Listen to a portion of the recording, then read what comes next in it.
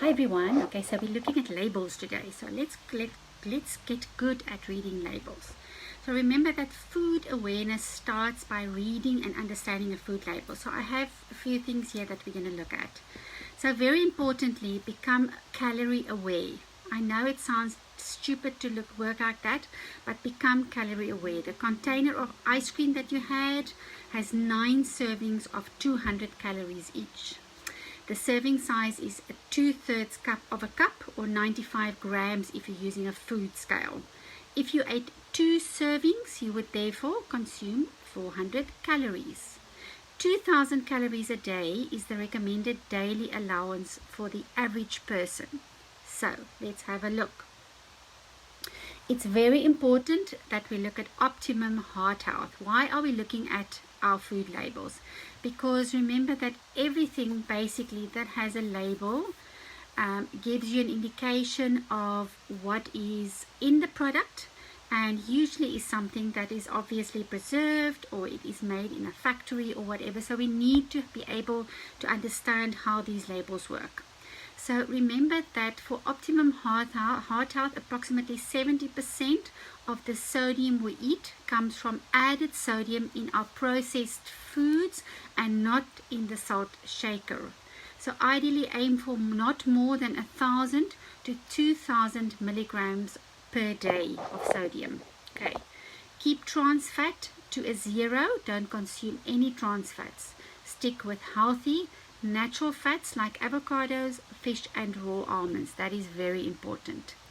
Number 3, a good goal is 25 grams of fiber per day. Your daily protein intake will depend on your health or fitness goals and activity level. The recommended daily allowance for protein in grams per day is 0.8 grams per kilogram multiplied by your body weight if you want to really work it out. Okay, so let's look at food labels. I'm going to post this in the comments as well, so you can have a look at it. But if you look at the food label on the back of a product, it will give you average values, and will tell you, this one will tell you per 100 ml or per 250 ml cup. The first thing that it will give you is the amount of calories or energy.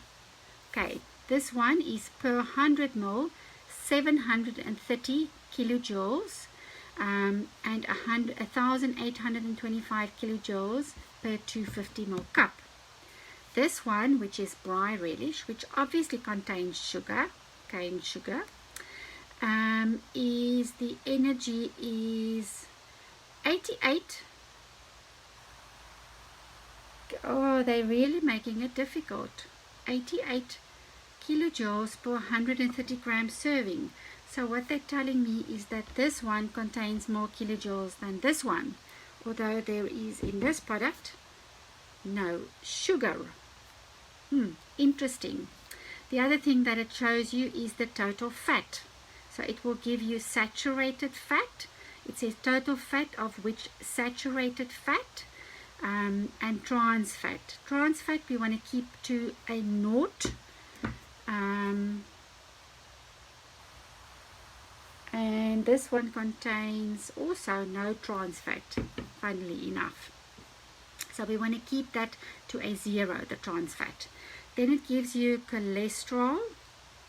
Okay, it gives you the sodium, total sodium. Remember, we don't want our sodium to be more than 1,500 to 2,000 milligrams per day. This tin contains, if I were to take 100 ml, 49 milligrams of sodium, and this one has 269 per 100 grams, which is a quarter of this, would contain 289 per 100 gram, which is quite high. Then it gives you the sugars. Now this one says carbohydrates, of which total sugar. Remember that carbohydrates are also broken down in the body to sugar to be utilized as energy.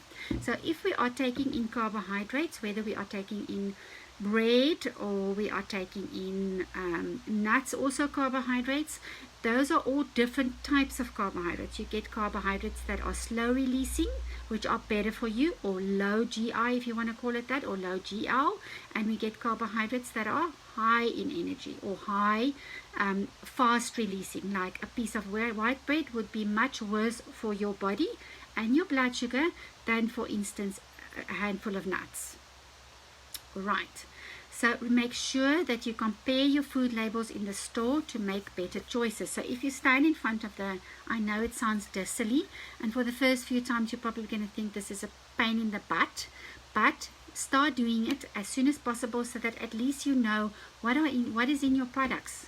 Look at your yogurt product label and determine which is the healthier choice. Remember, look for the lower calories, the higher protein, the less sugar, and for ingredients that you know. For instance, if you were to go into the shop and buy you buy yogurt and it is flavored yogurt, most of them contain sugar. If it is low fat, it would probably contain more sugar. So be careful of low fat. It is not always better. So look at that. Remember that if you ask, I'll post this in the group as well, the two different types of sugars, for instance, but they have a label here which says 2 containers of yogurt. Both yogurt products contain 6 grams of sugar, naturally occurring sugar, but the one contains 19 grams, shows that the manufacturer added 13 grams of sugar on top of the naturally occurring sugar, okay, which is very, very bad. So be careful of what you are reading. Added sugars are sugars and syrups that are added to foods or beverages when they are processed and prepared. Be sure to know the 61 different names. Remember, I put that in the group as well. Naturally occurring sugars, such as those in fruit or milk, are not added sugars. They are natural sugars.